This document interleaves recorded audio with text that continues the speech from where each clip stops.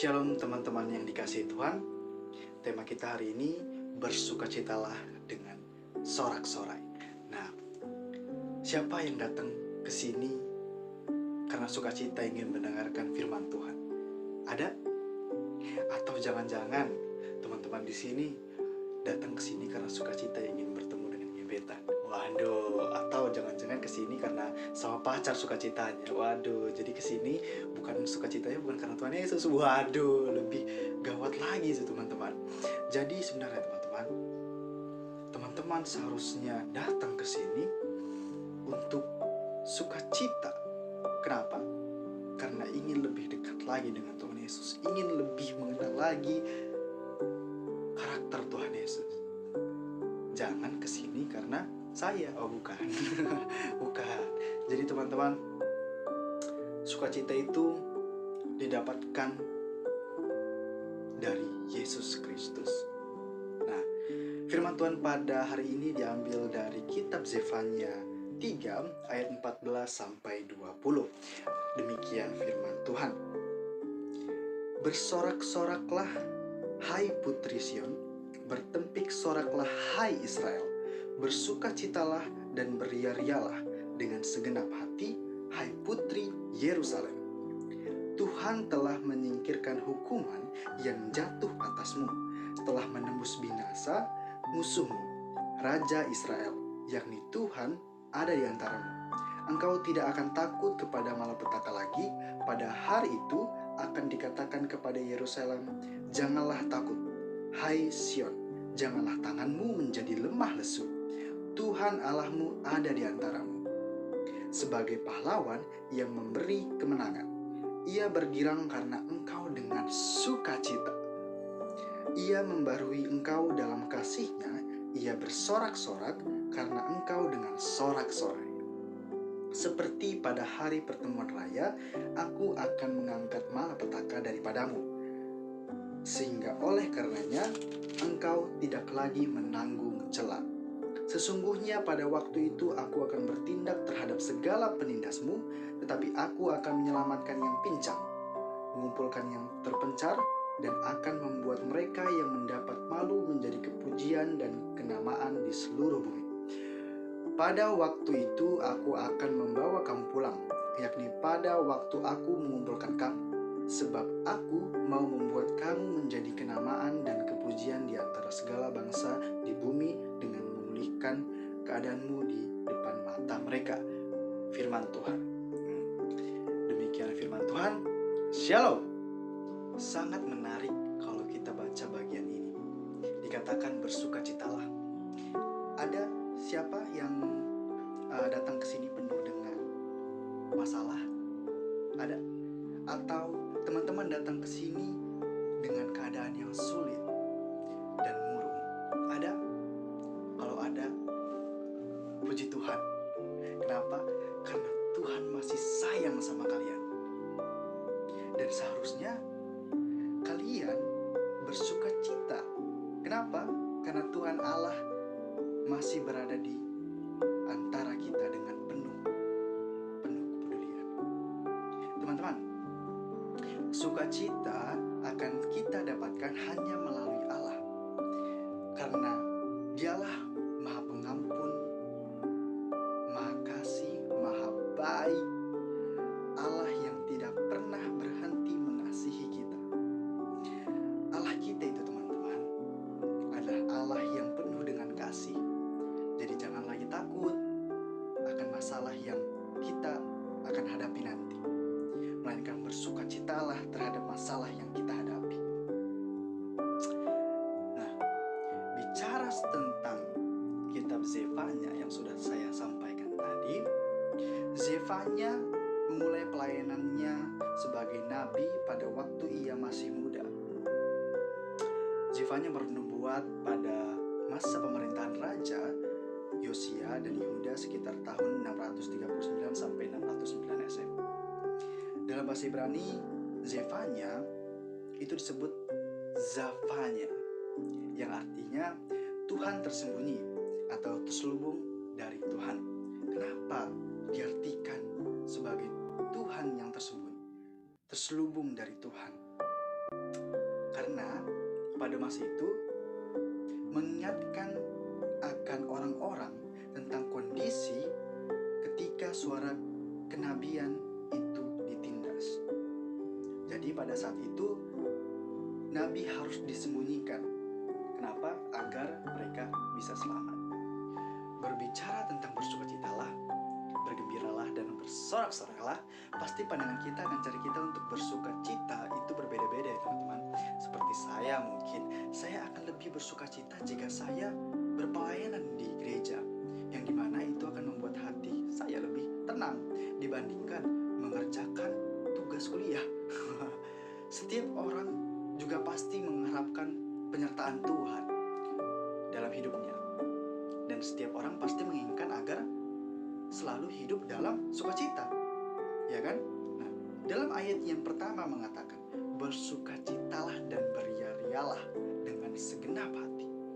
Nah, di sini Tuhan menegaskan bahwa kita seharusnya bersukacita di dalam Dia, bukan di luar pada Dia, di luar pada Tuhan itu sendiri. Jadi, seperti pada kitab Galatia 5 ayat 22, buah roh ialah kasih, sukacita, damai sejahtera. Nah, kalau kita baca juga pada ayat 15 dan 16, Tuhan menegaskan kepada kita untuk jangan takut. Kita nggak boleh takut teman-teman. Jangan takut terhadap apa kira-kira? Jangan takut terhadap masalah yang akan datang. Teman-teman mungkin ada yang merasa takut untuk datang dan hadir di sini. Mungkin karena masalah yang terlalu berat yang membuat kita terhalang untuk mendengarkan firman Tuhan. Semua itu kita serahkan ke dalam tangan Tuhan. Maka Tuhan akan memberikan kita kekuatan untuk menyingkirkan masalah yang ada pada diri kita, yang nantinya itu akan memperoleh sukacita karena berasal dari Tuhan yang ada dalam diri kita. Nah, pada ayat yang ke-17, coba teman-teman kita semua sama-sama membayangkan jika Allah itu berada di dekat kita, menjadi pahlawan yang memberi kemenangan dan selalu bergembira karena kita, karena engkau. Mungkin tidak ada lagi hal lain yang mensukacitakan hati selain dari hal itu. Sebuah jaminan, penyertaan, dan pengawalan yang luar biasa. Karena itu Allah melalui Zefanya terus-menerus menyerukan seperti yang ada pada ayat 15 dan 16, jangan takut, jangan takut. Pada kitab Zefanya juga kita menemukan bahwa Tuhan Allah itu senang sekali bernyanyi, dan lewat kata-kata Nabi Zefanya yang menggambarkan Allah sebagai musisi yang senang sekali bernyanyi untuk anak-anaknya. Karena pada ayat yang ke-17 mengatakan bahwa Allah akan bergirang karena engkau dengan sukacita. Ia memberi engkau dalam kasih-Nya, dan Ia bersorak-sorak karena engkau dengan sorak-sorai. Nah, teman-teman, saya punya satu cerita. Mungkin ini cerita pada saat saya masih kecil. Jadi saya punya teman yang senang sekali dia itu menyemangati teman-temannya ya lewat pujian dan nyanyian. Jadi setiap kali dia melihat teman-temannya, melihat kami lah itu teman-temannya yang mungkin mukanya itu agak sedikit murung, agak sedikit yang kayak terbawa suasana akan susahnya atau segala macamnya, itu dia akan langsung menyanyikan lagu. Dan biasanya itu dia menyanyikan lagu Jangan Lelah gitu. Jadi sambil bertepuk tangan. Jadi dia sambil melihat wajah muka teman kami yang murung, dia langsung menyanyikan Jangan lelah bekerja di ladangnya Tuhan. Itu sungguh luar biasa, dan itu membuat kami sangat terhibur dengan tingkah lakunya, yang membuat kami juga menambah sukacita kami dalam pelayanan gitu. Dalam saat waktu itu mungkin kami sekolah minggu, mungkin kami masih KKR gitu di dalam sekolah minggu, anak KKR. Nah, itu mungkin sedikit ilustrasi di mana seperti itulah Tuhan Allah kita yang suka menghibur kita lewat pujian dan nyanyiannya. Nah, pada ayat yang ke-18, 19, dan 20, jika kita pada ayat itu, Tuhan Allah menjanjikan adanya pemulihan. Nah, pemulihan itu dari siapa? Dari Allah. Ini salah satu jaminan agar kita bisa dapat bersuka cita. Mungkin sekarang memang kita susah karena disusahi mungkin oleh pihak lain. Contohnya mungkin kalau misalnya yang sekarang ini banyak beredar berita-berita di mana seperti izin membangun gereja yang dipersulit. Walaupun sebenarnya menurut undang-undang sangatlah mudah. Kita kerap kali dilecehkan dan dianggap sebelah mata seperti itu. Kita seringkali menangis menghadapi setiap masalah. Nah, tetapi kalau teman-teman mengerti, Tuhan Yesus itu yang bangkit menyerukan.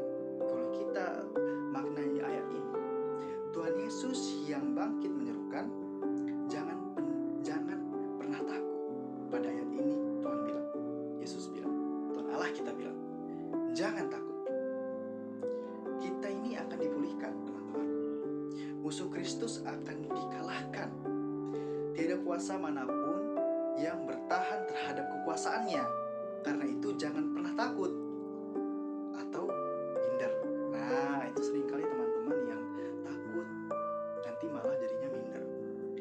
Jadi di dalam Yesus kita bukanlah pecundang. Kita gak boleh minder dalam Tuhan Yesus.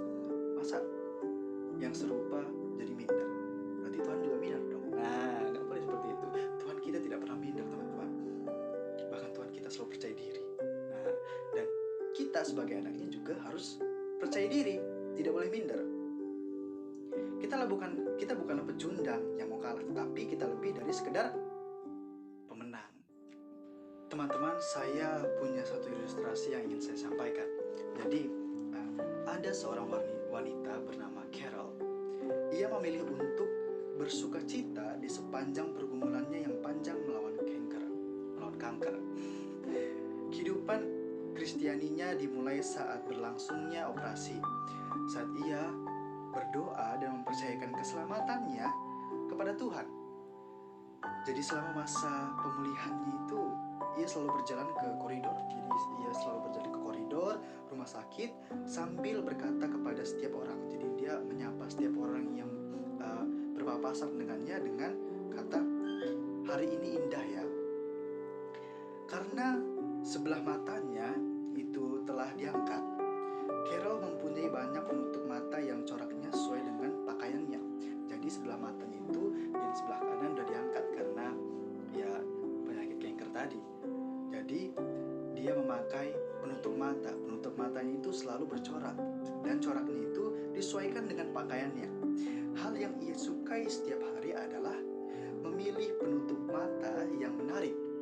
Namun yang paling disukainya adalah mengungkapkan kesaksian.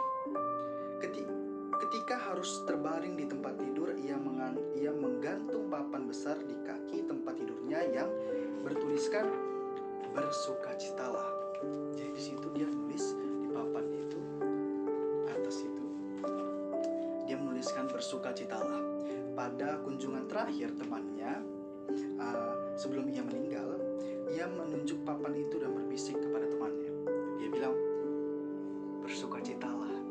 Nah, alasan Carol bersukacita adalah rasa syukurnya yang dalam kepada Yesus yang mengasihi dan menyelamatkan dia. Jadi teman-teman, yang ingin saya sampaikan dalam ilustrasi ini adalah jika kita mengenal Yesus, maka kita akan selalu memiliki alasan untuk bersukacita. Ingat teman-teman, jika kita mengenal Yesus, maka kita akan selalu memiliki alasan untuk bersukacita. Nah, Teman-teman, saya mengajak teman-teman,